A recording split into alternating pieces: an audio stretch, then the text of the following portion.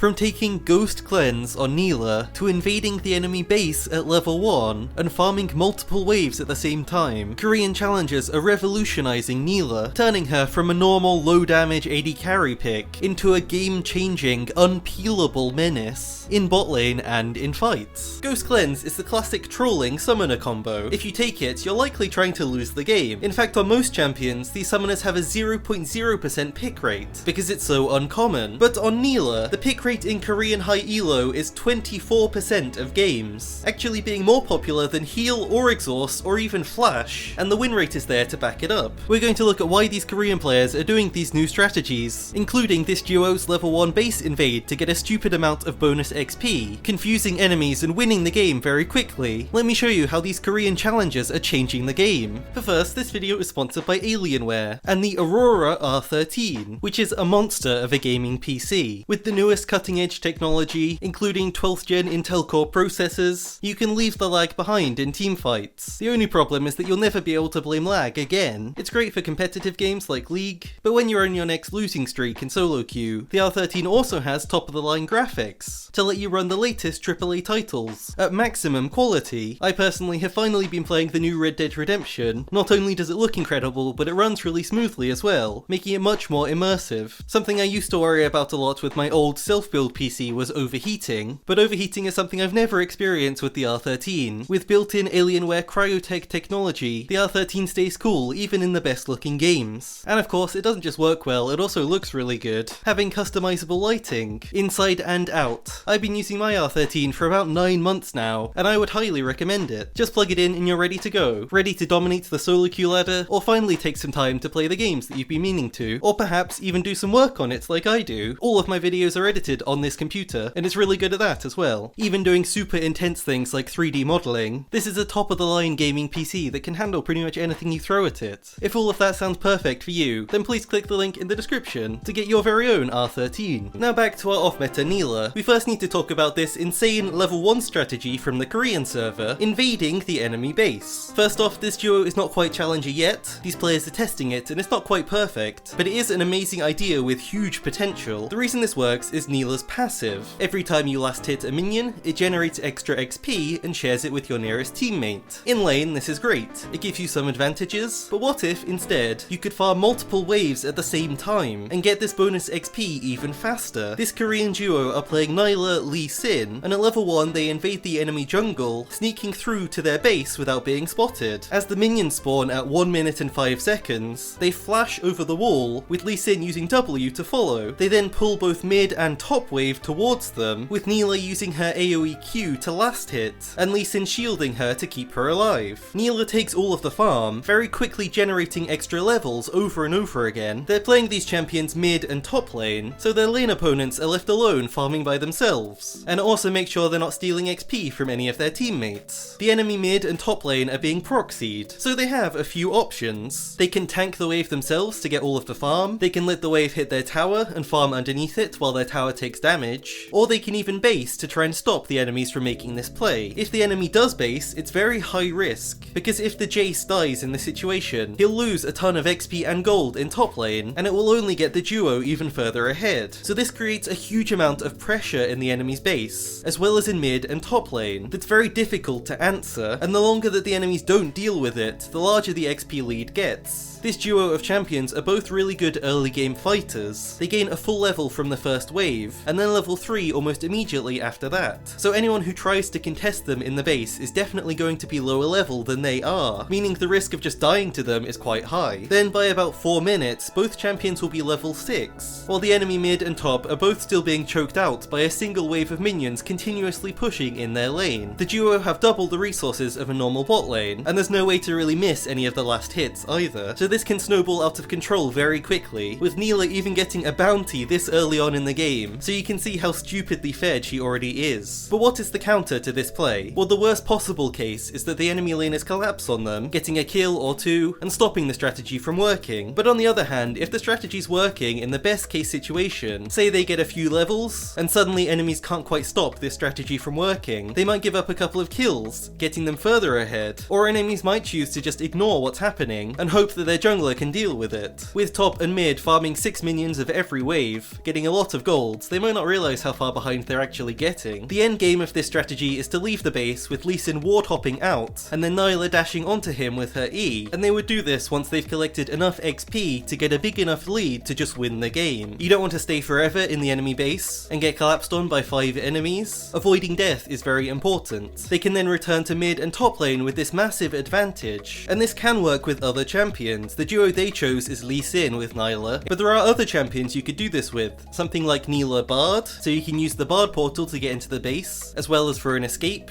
and have his shrines if you need to heal. Fiddlesticks Nilah would even work, so he can drain all of the minions and tank them forever while she farms. There are so many options, but Lee Sin is great since he has no mana, and so can infinitely spam his abilities for as long as they need to stay. But in Korean Challenger, a whole different strategy is being used, and that is Ghost Cleanse Nilah. This is not something we see at all outside of Korea, with English pro players even calling it trolling to take these summoner spells. But there are some huge benefits. First off, Nilah is a very mobile champion already. She has her E, a dash that can store 2 charges, and can be used on any unit, including enemies, minions, or even teammates. So in any fight she's in, she'll be able to use E to get in and do her job, maybe even use it to get out afterwards. Mobility is one of her main strengths, much better than most AD carries. In fact, a ton of her power budget is in her E. Her damage overall is lower than most AD carries because of how strong this mobility is. So taking flash on Nilah is similar to taking flash on Shaco. Often you won't need to use it. Comparing this to Ghost, something that's very meta at the moment on AD carry, Ghost gives Nilah the extra speed to extend fights and make up for her lower DPS by staying around for longer. It doesn't matter if each auto attack does less damage, if she's able to stay around and hit enemies for twice as long. Even in lane, it's useful for chasing down slow champions for extra kills, or escaping bad situations just like you'd use flash. Cleanse is a little harder to justify, but actually is a great counter to the meta. Here's a great example of why it works. In this clip, Nilah has normal summoner spells taking flash. The enemy has a pretty bad engage, they miss, but Nilah gets exhausted and ends up dying just to the early game Ezreal damage. Something that really should never happen. Having flash in this situation really doesn't do anything. She still gets exhausted, all of her damage gets reduced. Exhaust immediately just loses this fight for Nilah, but when she takes Cleanse, it not only removes CC, it also removes exhaust as well as even ignite. So in a meta that's full of these summoner spells, you can just cleanse them every game, making it hard for you to get CC'd and locked down. Enemies can't exhaust you to stop your damage, and they can't ignite you to kill you in lane either. Ghost Cleanse is really a horrifying summoner combo to play against because of how much it denies enemies from doing anything, while also enabling her to get kills on targets that would usually just exhaust you and run away. So now that we know why they're doing it, let's see, does it actually work in a challenger game? Level 1 Nilah takes Q, and her lane at this point is very difficult as she's low range. But thanks to her XP generating passive, no matter how bad your level 1 goes, as soon as you get your level 2 early from the second minion of the second wave, the lane is yours to control. You unlock your double dash on your E and quickly outmatch the enemy AD carry's damage, immediately able to use an engage combo of E forwards onto the enemy, auto, Q, auto, and then E again to chase. But at level 3, these challenger Nilahs become impossible to deal with, taking their auto attack dodging W. This ability simply removes some supports from the game. Champions like Nautilus or Leona, who rely on auto attacks to stun you, can no longer stop you from making plays. Her engage with E will work every time, and enemies get run down with her Ghost, having no ability to peel you away, even having Cleanse of course if you need that as well. Nilah is never going to be the one dying in this fight, because she can dodge all of the enemy AD carry's damage with her W. This pick is so safe in early fights. The huge trap that even pro AD carries fall into is pushing the wave and hitting Nilah's tower. If this ever happens, then the enemies are dead. She E's forward into range, E's forward again into melee, uses her W to dodge the Nautilus stun, then cleanses the ignite so that her support can heal her, dodging all of Draven's damage and killing him with Q and auto attacks. Even if the enemies had exhaust, it wouldn't have saved them. As the lane goes on, Nilah keeps generating more XP than the enemy bot lane, creating a lead even if they don't have any kills. Every game I watched and clipped, it kinda looks like she's fed, but it's really just because of this XP farming passive. They're able to get level 6 first, and smoothly slide in to pull enemies back, blocking them down for easy kills, even healing Nilah and her support while this happens. One underrated part of Cleanse is also the extra CC reduction it gives you after you use it. Here, 1 CC gets cleansed, and then Ash Arrow hits her and it's 65% less effective, practically not even stunning Nilah and letting her walk away. Nilah's XP advantage starts to snowball out of control once you get a couple of kills, able to dive towers and become a playmaking AD carry who isn't scared to dash in. Nilah's already very hard to kill because of her healing and her W to dodge attacks, but with her dashes as well as Cleanse and Ghost, making her able to run out of any situation, how do you ever kill this champion? Watching Korean challengers try to deal with this is amazing because of how much happens in just split seconds in each fight. Like in this one, Nilah engages onto 2 people with her E, using the W to dodge auto attack damage, cleanses the Ash arrow, still able to dodge autos, she weaves in her Q and her own hits to do damage, ulting for the heal and to pull enemies in. She then gets hit by Renata ultimate, but because of the cleanse it runs out almost immediately, doing nothing, dashing out and finishing the kill. Teamfighting on Ghost Cleanse Nilah is all about getting into a group of enemies and landing a big ult, while making sure you also auto attack and use Q as much as possible. But it's so interesting because situations that are awful for most AD carries are actually fine for Nilah, like being stuck in a choke point against multiple enemies. Usually it would be instant death for an AD carry, but she stalls with her W, using it almost like an invisibility because enemies can't do anything to her while she's using it, able to turn the fight from horrible to not too bad with some great jukes with her E. Some Korean pros, like the AD carry for Damwon Kia, who's at Worlds at the moment, even buys Gale Force for a double dash into Gale Force ult, long range engage combo, able to catch anyone no matter how mobile they are. I think the strategy is a great idea, I like it a lot. I think it makes the champion much better. The only thing to consider is what you're taking it against. For example, these Korean pro players don't take it in games where the enemies don't have good CC, or if they don't have exhaust. And another vital thing to think about is your support. Nilah's win rate with a healing shielding champion like Taric can be as high as 58%, which is simply overpowered, and with some supports it can go very